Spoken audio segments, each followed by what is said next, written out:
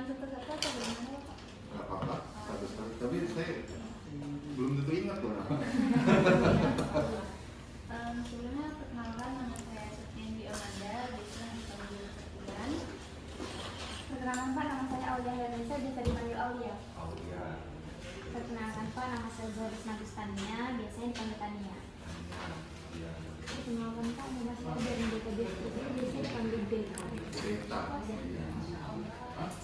Di situ ada teman saya namanya Tiara dan juga Rizka, dan beberapa teman-temannya di sini.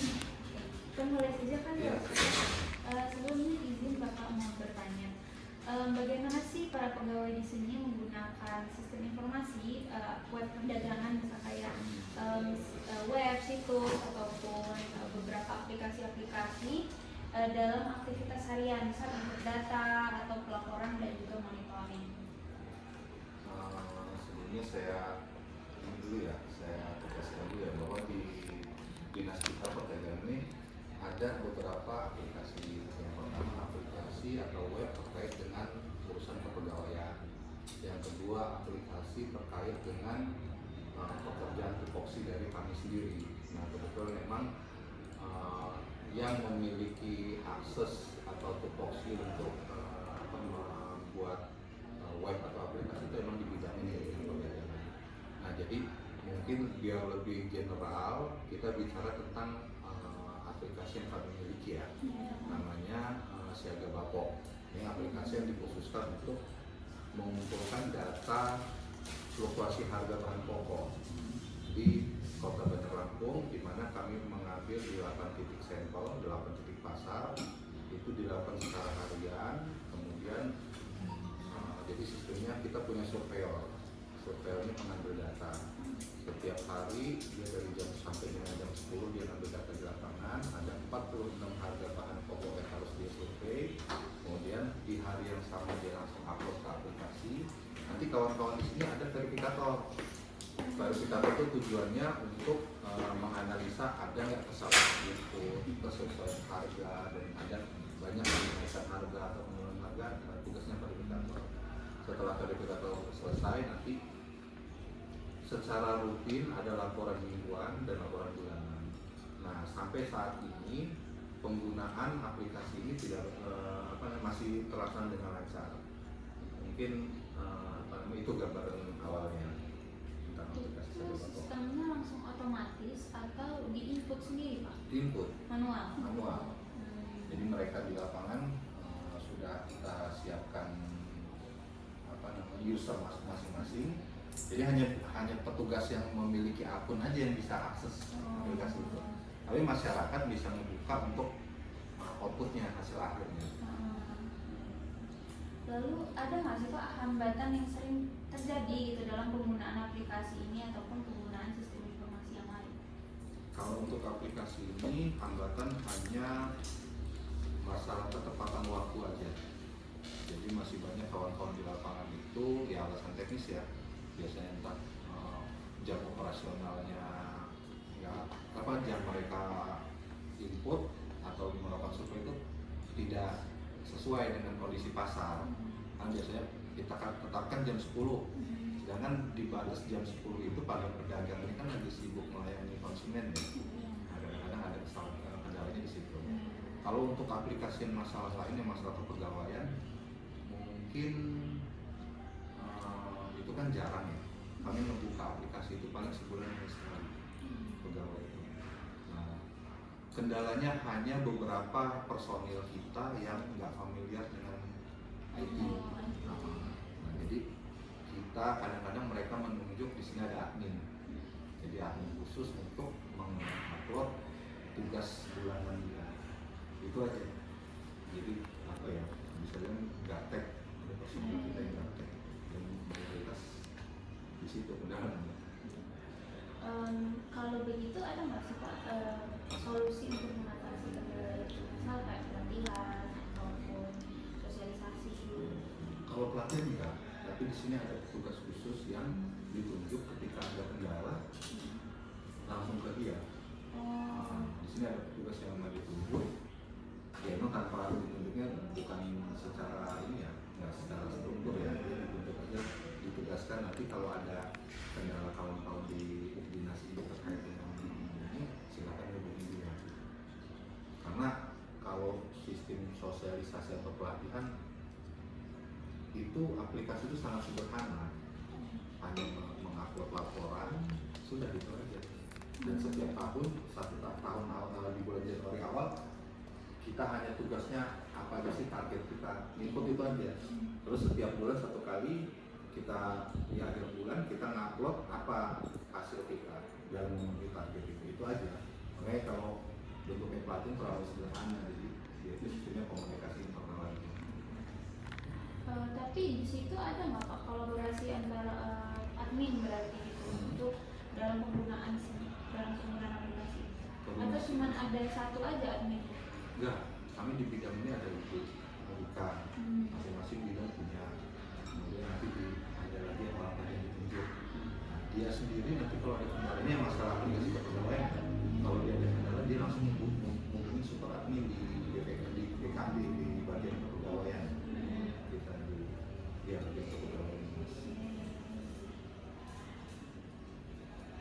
Terus kami mau tanya, bagaimana sih Pak komunikasi antara pegawai saat menghadapi masalah dalam penggunaan aplikasi? Berarti apakah dia benar-benar langsung ke pusat atau memang diinternalisasi? Internal dulu, kita ada melalui media yang pakai WhatsApp, dulu. Biasanya kalau ada terkait dengan contohnya ini belum input, komunikasinya via WA dulu. Itu aja, nggak ada komunikasi khususnya. Sama yang di aplikasi kita juga jaga protokol kita semua komunikasi, informasi, media kita gunakan WhatsApp dulu. Berarti kalau menurut penjelasan Bapak tadi ada gap antara generasi muda sama tua dalam menggunakan aplikasi itu. Batasannya bukan masalah usia ya, tapi saya kalau saya nggak di sini banyak juga yang udah usia itu, tapi tetap tetap familiar dengan itu. Cuman badan mungkin masalah background pendidikan. Kalau itu cenderung yang mereka ada di lapangan yang memang background pendidikannya mohon maaf nggak ini nggak representatif dengan masalah itu tadi. Kami mau tanya Pak, bagaimana sih dorongan pemimpin ataupun para atasan untuk mengawasi penggunaan si aplikasi ini Pak? Itu tadi sudah saya sampaikan tadi, instruksi biasanya monitor itu kan monitor akhir itu evaluasi ada di akhir di langsung. Nah nanti setiap hari Senin kita kan akhir biasanya salah satu poin yang akan dibahas pada saat dia menyampaikan pesan-pesannya amanah itu pasti salah satunya itu terkait dengan itu. Seringkali di apel beliau menyampaikan untuk mendorong buat ayo yang belum memenuhi kewajibannya terkait dengan kepegawaian ayo diinput. Berarti selama ini udah ada instruksi ataupun rapat dan evaluasi ya Pak? Sudah. Nah kalau untuk yang siaga level, setiap ada perubahan sistem kita kumpulkan semua yang terkait dengan aplikasi, kita kumpulkan, kita sosialisasikan. Nah terkait masalah tadi komunikasi masih kita pakai sistem internal, bahkan saya contohkan ada salah satu surveyor yang sangat jarang melakukan input gitu. Karena kita harusnya dia sangat jarang itu teguran langsung dari pimpinan ke yang bersangkutan. Nah, kalau untuk masalah tadi itu, bagaimana respon pimpinan jika ada pegawai yang kesulitan atau lambat dalam beradaptasi langsung? Biasanya itu ada bagian sendiri ya bagian kepegawaian yang ditugaskan untuk pembinaan. Jadi ya pasti bentuknya pasti pembinaan. Ya, memang kayaknya kalau itu sangat jarang terjadi ya. Sampai yang biasanya ada teguran dari pimpinan langsung bergerak. Sangat jarang terjadi yang ada sudah ditegur tapi masih ini jalan. Bagaimana SIM SP itu misal kayak digitalisasi digunakan dalam pelayanan kepada masyarakat atau pelaku usaha, misalnya kayak perizinan perdagangan atau pendataan UMKM gitu Pak? Ya, kalau saya terkait perizinan. Kita dari 2018 memang sudah sekitar 2018 sebelum COVID. Tapi puncaknya pada saat COVID ya, di 2019-2020. Memang pemerintah itu kebijakan pusat itu segala bentuk perizinan itu nggak bisa lagi secara manual, sudah kita pakai sistem aplikasi namanya OSS. Nah, jadi semua perizinan sekarang sudah tercover melalui aplikasi itu, melalui OSS itu. Dari skala UKM, dari skala besar. Nah, terus kami juga untuk mendata UKM, kami nggak terlibat langsung ya, karena itu ada di koperasi UKM. Cuman dalam hal melakukan pelayanan, kita sudah 3 tahun ini pakai ini. Contohnya ini kita lagi mendata ada program dari Bu Wali tentang bantuan untuk pinjaman UMKM dengan bunganya ditanggung oleh pemerintah. Nah, ini kita mendata itu supaya nggak meribetkan, mereka datang nggak perlu ke sini. Kami sebarkan melalui pamflet-pamflet digital, kita sebarkan melalui media kami, di Instagram kami, kemudian WhatsApp kawan-kawan itu, bahwa silakan yang berminat ngisi ini, link ini, kita siapkan link. Nah, sekarang udah 100 berapa ya? 140. Baru publish kemarin. Jadi itu artinya sistem digitalnya ngebantu. Coba bayangin kalau per hari kami mungkin melayani paling 10 paling banyak pendata. Ini mereka udah baru kita publish kemarin udah 100 sekian. Berarti dalam penggunaan misal kayak aplikasi OSS tadi itu dari masyarakatnya sendiri Pak? Masyarakat Input mandiri. mandiri gitu. Paling kalau mau konsul ke sini. Kalau nggak hanya kami, semua OPD yang ada di Bandar Lampung kan tergantung pelaku usahanya ya, pengusaha itu punya kewajiban untuk membina itu, ngasih bimbingan atau apa. Terus itu ada kendalanya gitu nggak Pak? Misal kayak aksi jaringan atau masyarakat kan belum tahu kayak digitalisasinya gitu, mungkin Kendalanya sama, banyak masyarakat itu yang nggak ngerti gitu, nggak ngerti gimana mengakses aplikasi itu web itu. Jadi cenderung mereka masih banyak sekarang yang minta tolong ke pihak ketiga untuk membuatin itu, padahal tujuannya diterbitkannya kebijakan itu adalah supaya memotong jalur birokrasi, masyarakat bisa mengurus urusannya sendiri.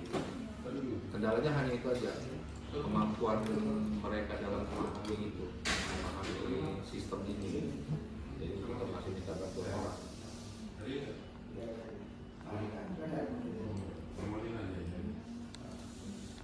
Gimana sih Pak upaya dari Dinas Perdagangan ini untuk misalnya beradaptasi dengan adanya perubahan kebijakan, atau kan pasti di setiap era kepemimpinan itu pasti kebijakannya beda-beda.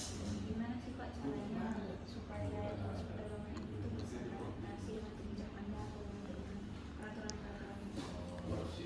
Sebenarnya gini Mbak, kalau di pemerintah ini arah kebijakan itu jarang yang bertentangan, tapi saling melengkapi. Jadi kita sebagai pegawai nggak mengalami kesulitan, cuma hanya ya bahasa adaptasi itu kan kita menghadapi sesuatu yang baru ya. Tapi kalau ini kebijakan ini saling melengkapi aja. Misalnya kemarin terkait dengan perizinan toko modern. Nah dulu orang aplikasi lewat OSS tanpa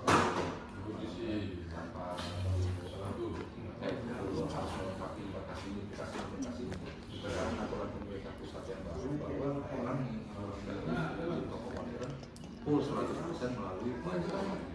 Ya kami udah nggak ada yang perlu kami adaptasi kan, kita perlu hanya mengikuti aja. Ini nggak ada kendala sih kalau masalah ini. Sejauh ini ada nggak sih Pak pelatihan atau pendampingan ke pegawai dengan di sini? Ada, itu biasanya jadi gini, pegawai ini kan sekarang seluruh Indonesia dibuat kebijakannya sama ya, beda dengan dulu mungkin ada perbedaan antara masing-masing daerah, sekarang sama. Jadi dari kami ada bagian khusus yang menangani masalah kepegawaian, badan kepegawaian daerah. Nah, dia dia ini selalu menginformasikan kegiatan-kegiatan yang dimaksud tadi. Nah, biar sampai detik ini kita rata-rata pakai Zoom online masih, pakai Zoom meeting. Jadi sosialisasi masalah aturan baru, sosialisasi masalah peningkatan kapasitas aparatur perdagangan, aparatur pemerintah, itu semuanya rutin. Dan kemarin baru juga kita ikut semua disosialisasikan untuk ikut kegiatan Zoom meeting. Tapi kalau dinas yang melakukan secara khusus belum, karena emang kapasitas bicara masalah kapasitas lagi terlalu kecil kalau hanya mengurusi masalah dinas perdagangan kota dan Lampung. Kita ada badan perdagangan ini punya badan diklat sendiri. Kalau pelatihan sosialisasi silakan ikut. Mana yang pegawai ini disuruh menilai sendiri sekarang dia kurangnya di mana. Nah, nanti tiap tahun ada penawaran diklat tuh dari BPAP namanya, Badan Pelatihan Aparatur Perdagangan. Dia nawarin ini tahun ini ada, kami punya program ini, silakan daftar. Semuanya semenjak era digital ini semuanya udah serba gampang, nggak perlu tatap muka lagi. Kalau boleh tahu di sini ada berapa bidang ya Pak? Tiga. Ada 3 bidang. Bina pasar ya, bina pasar, bidang perdagangan, bidang meteorologi, sama salah satu lagi sekretariat yang ngurusin sekretariat ngurusin kepegawaian. Berarti semuanya sudah pakai aplikasi itu tadi atau masih ada yang manual Pak? Semua kecuali pegawai yang ASN ya, masih kemarin masih semua yang ASN wajib. Kita punya kinerja BKN, ada juga kinerja pemerintah Kota Bandar Lampung, semuanya. Terus absen juga kita udah digital, ada semua. Apa sih Pak upaya dari instansi dinas perdagangan ini untuk menjaga keberlanjutan dari si aplikasi tadi? Kalau itu mungkin ya cuma ngikutin aja. Dalam artian ya apa yang kewajiban masing-masing ASN terkait dengan aplikasi tadi ya dipenuhi. Karena kalau urusan untuk pengembangan terus untuk menjaga keberlanjutan itu memang bukan kewenangan kami. Kita hanya bisa dibilang kami user. Dinas perdagangannya user dari aplikasi yang disiapkan oleh pemerintah pusat.